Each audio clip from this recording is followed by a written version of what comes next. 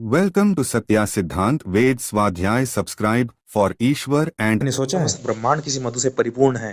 क्या आपने अनुभव किया कि हमारे भीतर प्रवाहित प्राण भी कोई ऋचाएं मंत्र है। आज हम जानेंगे उपनिषद की इस दिव्य दृष्टि को जहाँ गायत्री छंद ही प्राण और प्राण ही मधु है। यही तेज, यही प्राण और वही गायत्री है।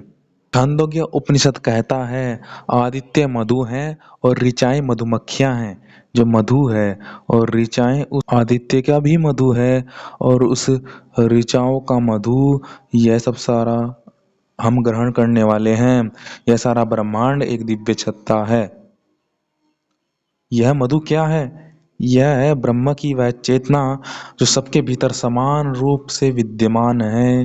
जो इंद्र आदि देव, अन्य भी द्योलोक है जिनमें सब सूर्य आदि अन्य प्रकाशक स्टार्स हैं, सब हैं। तो मन, इंद्रिय सब जो सबके भीतर समान रूप से प्रभावित हो रही है, प्रवाहित हो रही है, यह ब्रह्म की वह चेतना है, वह रस है मधुमक्खी की भांति।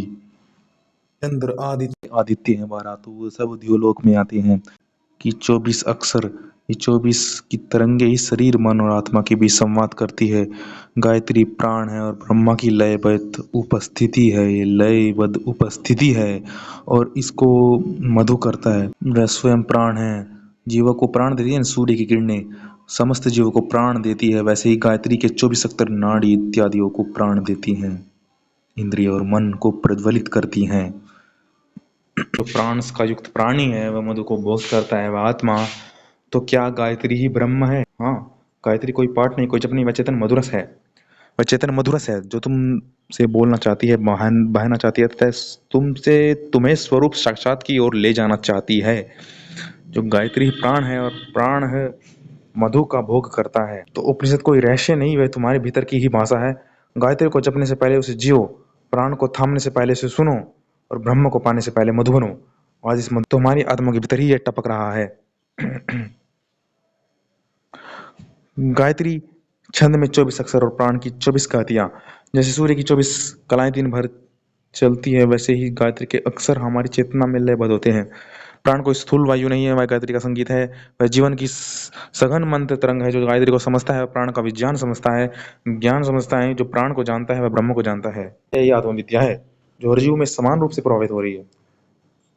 उपनिषदों का मधु आत्मा की सबसे मधुर पहचान है। उपनिषदों का मधु गायत्री को पढ़िए नहीं, जिसे यदि आप उपनिषदों की गहराई को हिंदी में व्याख्यान रूप से जानना चाहते हैं तो स्वामी नारायण सरस्वती द्वारा समाज उपनिषद, नीचे दिए गए लिंक में आप पुस्तक क्रय लेकर अमृत को आत्मसात करें।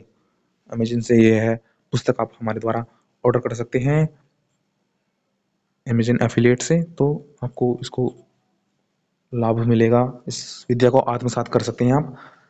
स्वामी नारायण सरस्वती द्वारा व्याख्या बृहदारण्यक उपनिषद और छांदोग्य उपनिषद की टीका अवश्य पढ़े। छत्ते जो है अंतर श्लोक की भांति है और उसमें जो मधु है वो शहद है, वह है एक तरह से आदित्य लोक, क्योंकि आदित्य की किरणें सब ओर जाती है, उसकी किरणें उसके पुत्र की भांति हैं। एक तरह से इसी से यश बल इंद्रिय तेज सब उचित होते हैं।